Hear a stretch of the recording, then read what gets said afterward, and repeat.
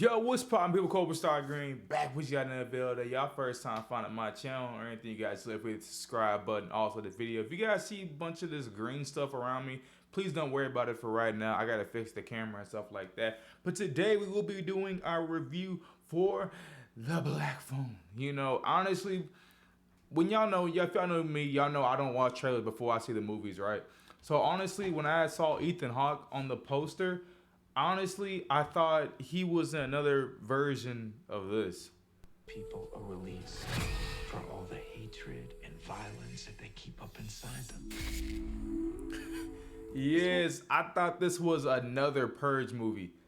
Finding out when I watched this movie has nothing to do with the goddamn Purge. I guess I just saw it because of the mask or something like that. But yes, today we're talking about The Black Phone, the new film with Ethan Hawke that just came out. And it's with pretty much saying don't talk to strangers. Now, I do gotta talk about some stupid things that do happen in this movie. This is a spoiler review, you know what I'm saying? So I am spoiling a couple of plot points and a couple of things that happen in the movie. So if you guys don't want to be spoiled, please click away and come back when you see the movie. But for everybody else, man, y'all know y'all first time finding my channel, subscribe button. Let's just get right into this, you guys. So, like I said, today we're reviewing The Black Phone. Now, first thing I want to say about this film is pretty much the plot is simple. You know, there's a guy that's going around and he's kidnapping people, right?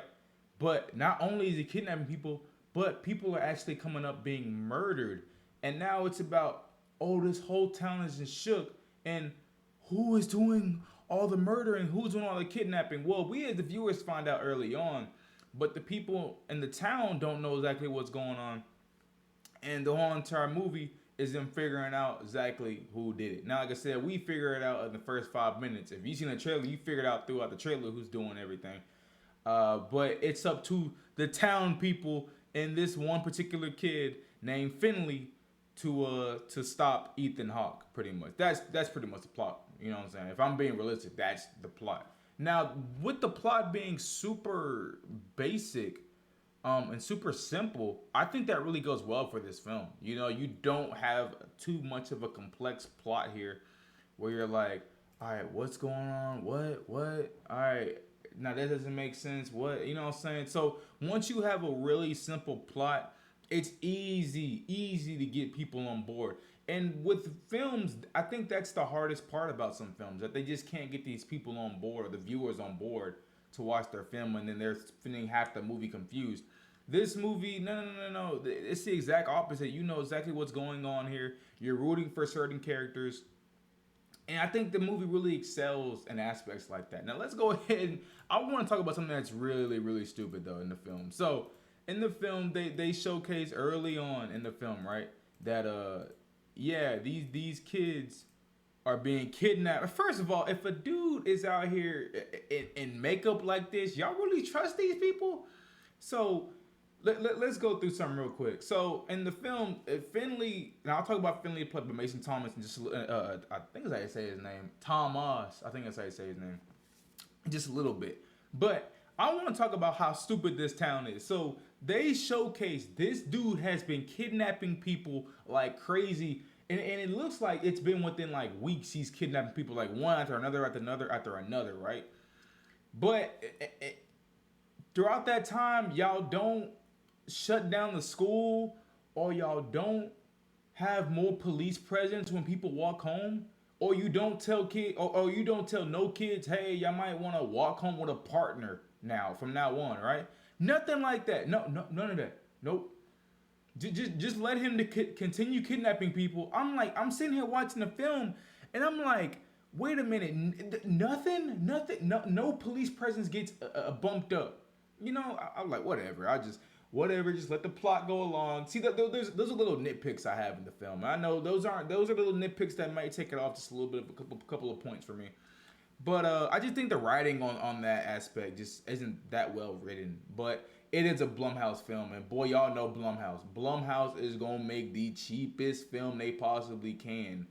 But you know what? With saying that, I think what Blumhouse did was they really did a great job of utilizing a small space. You know, this is pretty much centered in like one little town, you know. And I think they really did a great job at saving a lot of money and just focusing on certain spots. You know, there's the Ethan Hawke's dungeon you have. You know, I think they really did a really great job at doing that, and you can save a lot of money. You don't have to go crazy with the money or budget for this film. You know, this is very centered, like I said, in one town. I think they would do a really great job with that stuff. Um, One thing I'm gonna say, man, and I know this dude's face is everywhere when y'all see the trailer. If you've seen the poster, his face is everywhere.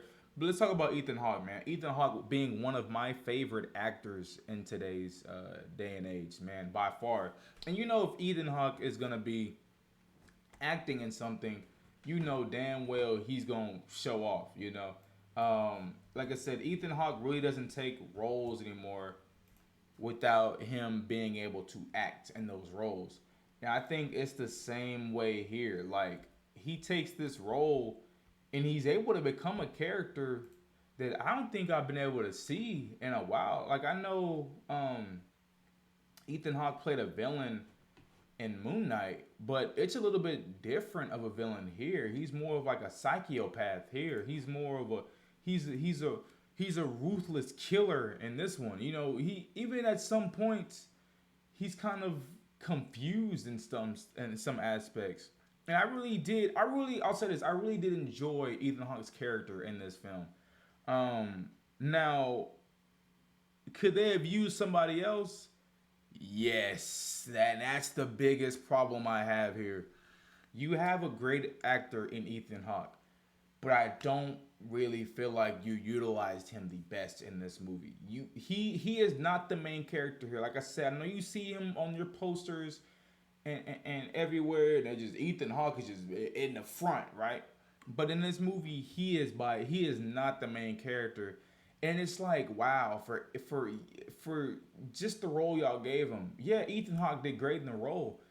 But it's like, y'all could have gotten anybody to do this role. You know, well, not anybody, but the way they utilize his role is like, man, you guys could have gotten anybody else, man. Because I don't feel like they really utilized Ethan Hawke right. I'm like, you have one of the best actors out right now, and it's like I don't feel like you're really utilizing him. And if you see the movie, you'll probably understand what I'm talking about. But you're like, damn, that's it with Ethan Hawke. There's no more to him. You know, he dies at the end, but it's like there's no more to this. And I'll talk about that in a little more in depth in a little bit later, because there is some things I want to talk about. But I do want to talk about a really good aspect of the film. And a part of the film a character I did not think would be that well written. And man, I am talking about freaking, I think his name is Mason Thomas. You might have to correct me in the comments. But he plays Finley in the film. And when I tell you, I've never seen this guy and this kid in a role before. And I'm looking forward to everything everything else he has going on with other movies. Man, y'all, this kid, like I said, Mason, he plays Finley in the film. He does such a great job. I have to give kudos to him, man. Not even just him.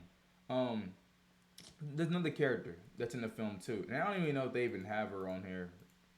Here she is right here. Her name is Madeline, I think. Madeline McGraw, I believe. And she plays his sister. And I think, man, their chemistry they had together. And it's to the point where they have to look out for one another in the film when they're trying to work together, but they're separated, right? And just even all that aspect, you're like, wow, this really works. These two really feel like a brother and sister. And I'm like, yes, these two work in the film. Mason and Madeline, brother and sister, they do a great job. Now, what they do with her is really stupid.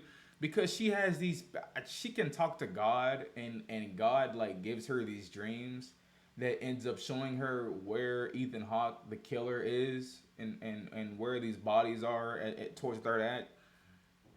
And you're like, well, that's kind of stupid, because you're like, you only did that so you could like work through the plot, you know, like you couldn't think of anything more clever to do with her. Y'all had to give this girl some superpowers to figure out where the hell her brother was.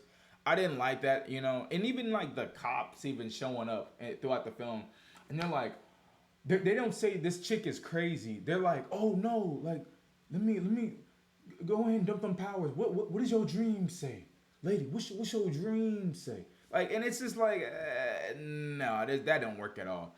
But I really did enjoy her character, especially the parts in the film where she was sticking up for her brother. There's a certain point, and boy, this must have been Stephen King's brother or something like that, because there is more bullies in this film. There's a lot of bullies in this film, and I really like how she stuck up for her brother during one of the bully parts. Like she hits one of the bullies with like a goddamn rock or something, and this dude in the bully's face is just all bleeding. I was like, you know what?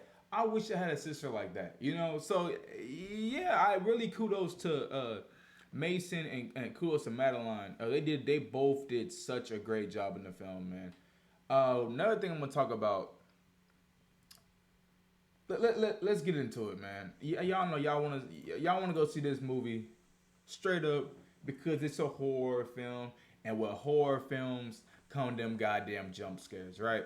Now, if I'm gonna be realistic with y'all, there are not a lot of jump scares here. I think maybe with the audience I saw it with, there was maybe one jump scare that really got people. There might be two in the film, but I think there was really one that really got people. So don't come in here thinking you finna get hit with a jump scare. The biggest jump scare that they had in the film was when Finley was in the basement, and I gotta talk about this too. But he was in the basement, and like one of his imaginary friends popped up. You know, that was the biggest thing, and like that's another thing with his character. So his character Finley has these abilities to, and somebody please explain this to me because I don't understand it. He has his ability to use this phone right here, as you guys see right here. He has the ability to use this phone, and with this phone, he can look at people. It's so weird. I'm trying to put it. He can talk to people that have already died, and I'm like, this makes no sense at all. This is just another plot tool y'all threw in there so y'all don't really have to do too much. You know, and I'm like, if they would have further explained how he's able to talk to these dead people, then I'd be like, okay, cool. But it's like they don't explain it at all, and they kind of just like leave it up to you. And I was just like, no. Like I wish they would. Why not explain something like this? This is something that needs to be explained. Him talking to dead people like this, dead kids, explain that. Like I don't even care. Give him that same bull crap his sister gets. Oh, she can talk to God. You know, give him the same crap as that. Give us something, but they don't even explain this at all. How he's able to talk to these people. And maybe y'all might get it, but I don't. Y'all help me out with that because I didn't understand that part at all. But it's just a plot device for him to get throughout the film and him to defeat Ethan Hawke in the end. Now, I do want to talk about Ethan Hawke one more time really quickly. Oh, these are the people I was talking about. I didn't even think they had him in the trailer. But yeah, he's able to just communicate with these people. But these people are dead. And I'm like, how does he do this? You know, like, whatever. Somebody explain it to me, please. Now, I do want to talk about Ethan Hawke's character. Now, when it comes to my villains and the TV shows and even the movies that I watched and how I like them, usually I like them to be further explained. Like, why is this dude killing people? You know, was his childhood messed up? Was he raised badly and he went just down this dark path? You know, this movie, they don't explain it at all when it comes to Ethan Hawke. They don't explain that. They don't explain it at all. They're pretty much like, okay, what they're doing is they're pretty much leaving it up to the imagination. Which I guess in some aspects, I was with some reviewers yesterday and they said that they don't mind that and it's kind of cool that they did that route. But me personally, I wanted something like this to be further explained. I think they could have spent 5 minutes explaining, okay, this is why Ethan Hawke is how he is. You know, this is why his character kidnaps people and he kills people, you know. But they don't do it at all. And like I said, they leave it up to the complete imagination. And yeah, I don't know. I didn't know what to think about it, you know. I was just like I said, there's one side of me that's like, okay, I'm not mad that y'all are doing this. But there's another side of me that's like, damn, I wish we would have got an explanation for it. I want to put how y'all feel in the comment section down below. Now, one character I did like in the film was my boy James Ransom, I think it's how you say his name. He did a great job. He was pretty much he's Ethan Hawke's brother in the film, and he's the comic relief. Now, yes, he dies at the end of the film, which was the most stupidest crap because half the time this dude's coked up, you know. So yeah, he's freaking drunk he's like high at the time and stuff like that. So whenever he ends up finding Finley in the basement, he's like, oh, and then that's when Ethan Hawke comes to kill him. So, but I really, for the time, he's not on screen a lot. He's on screen for like 15. I said 15. He might be on screen for maybe 10 minutes, maybe at most. But I think, and he plays a character called Max. And I really think he did a really great job. I didn't even have this part of my notes or anything like that. I just thought about him, and I was just like, all right, let me talk about him real quick. But yeah, I think he did a really good job. He's the comic relief in the film. I think he did a really, really great job in here. There's one more character I do want to talk about, and I don't know if they are in the trailer at all, so give me 2 seconds to look. But I do want to talk about their father just really quickly. Finley and Gwen's father, but I don't think he's in the trailer at all, so I might have to find a picture of him, which that is perfectly okay. So their father in the film, who is played by Jeremy Dawes, I think that's how you say his name. I think he did a really great job too. He's not in the film too much also.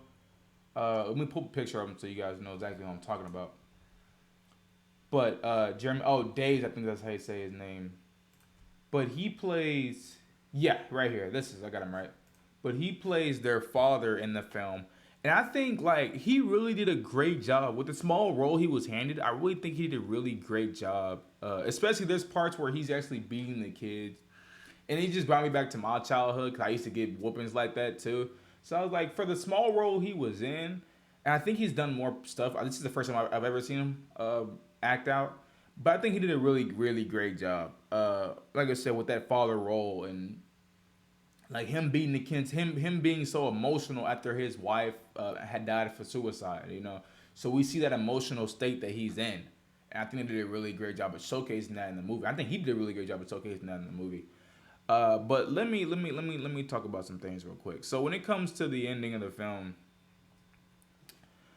I just wasn't a fan of it. I'm being completely honest with y'all. Y'all come to my review because I'm completely honest. Now a lot of reviewers love the ending of the film. I personally didn't. I thought the ending of the film was so, I wouldn't say rushed, but I felt like it was so underwritten. Like I think they could have gone another route on how they wrote the ending of the film. The ending of the film is pretty much, like I said earlier, Finley is just talking to all these demons and all the people that have died before. And he's able to get the courage enough to fight Ethan Hawke and end up killing Ethan Hawke at the end of the film. And I was just like, you know, that they're using this plot device that he's able to talk to these demons throughout the film. I'd say demons. They goddamn kids, but they're already dead. And he's able to use this throughout the film. And they're helping him out, right? It's not like this is just in his mind. No, these ghosts are real. Like they're really helping him, you know? And I was just like, and how they helped him defeat Ethan Hawke. I was just like, I don't know. I didn't like that. I didn't like how Ethan Hawke just died like that. You know, I did not like that. You know, I liked the way Ethan Hawke acted as the character, but I didn't like how they did the character himself. You know, and that's nothing on Ethan Hawke's fault. That's on the writing side. And this on the writing side too. I didn't like this whole plot device they gave him where he's able to talk to ghosts and stuff like that. I did not like that in the film. And they use it throughout. They don't even explain it, y'all. They don't explain this at all. And I was just like, it is what it is. But I just think I think those are certain things that just should be explained. Like, how is he? Because y'all gave his sister an explanation. Oh, she believes in God and she's talking to God and that's how she's able to do it. Gave him the same explanation. but they don't, So it is. I mean, I don't know, man. I guess I can go ahead and wrap it up. I have a lot of notes I haven't even gotten through. But I'll say this, man. I'll just say this really quickly because there's a lot of notes I haven't even gotten through yet on here, but I'm not going to, because I don't want to keep it going longer than it needs to be. Oh, there's something really quickly. There is a dialogue scene in the bathroom with Finley, and there's another character. I forgot his name. But boy, was that dialogue so bad. There is a dialogue. It's two kids. It's Finley and another kid that just beat up these other bullies in the bathroom. And the dialogue just sounds terrible in that scene. But just going past that point, for a movie, and you guys know Blumhouse. Blumhouse is going to make these cheapest looking films, or the cheapest films they possibly can do. They're like Tyler Perry at a certain aspect. But for this being a really cheap film, or at least to me, feels kind of cheap, especially with them being in one area and them how they're utilizing some shots. And even there's some shots where they're going back in the past. I think they really did a really great job of showcasing that. Ethan Hawke brings this character to life. He plays this villain, and I really did. I think Ethan Hawke. I think James Ransom, and I think Mason Thomas and Madeline McGraw. I think that's how you say them. All four of those people, and even the father, did such a great job acting that it allows me to look over certain things. Their performances in the film allowed me to look over like something that was very stupid that I introduced in the review. And it really does, and they did such a great job that it's like, wow, I would say to rent this movie, just wait for it to come out on streaming. But man, these guys' performances are just over the top, and they did such a great job. I think the editing in the film was really good also. I didn't really talk about that too much. But I think there's certain edits to how, and there's some edits and there's some pacing things in that third act where I'm like, okay, this works. I like what they're doing here. But what I gotta give this movie, I'm gonna give it a lot different than I think other reviewers gonna give it. I think other reviewers are probably gonna say go see it. They might give it 9 out of 10, something like that. I won't give it that high because of the fact that there's just certain things there's certain plot devices they use that are such bull crap. There's some stuff that just isn't explained at all, and it makes me take off points. I think this is a straight just wait to rent it, because I know you're gonna go see this movie because of the fact that there's the horror, I'm waiting for the jump scares, horror and stuff like that. You don't see a lot of that here. If I'm being completely honest with you. Like I said, there's one jump scare in the movie, pretty much. So don't think you're gonna go in there and get hit with like The Conjuring where there's nothing but jump scares. No, there's only one, But I would say honestly, this is just a rented type of movie, and that's me being completely honest, yeah. Like this is straight. You can just wait for this to come out on any streaming devices because I'm pretty sure HBO Max might have this out soon, right? You can just honestly, I promise you, you can just wait for this to get on a streaming device. If I'm being completely honest, I'm giving this movie a 6.5 out of 10. Close to a 7 out of 10. But yeah, this is just a straight streaming, y'all. Just straight streaming, straight rent it. Just wait, y'all. You don't have to go see this in the movie theater. You really don't have to. You can just wait on this one. But yeah, there's a lot of things in my notes. Yeah, y'all guys can see there's a lot of things in my notes, and I didn't even go through all of them. Y'all can't see it because it's not focused in on it. But yeah, I didn't go through all of them because there were certain things I didn't think I needed to talk about. But hey, man, if y'all first time finding my channel, hit the subscribe button. Also, like the video. Tell me your thoughts, complaints, criticism, stuff like that down below. See you guys in the next one, man. Peace. Y'all have a great day.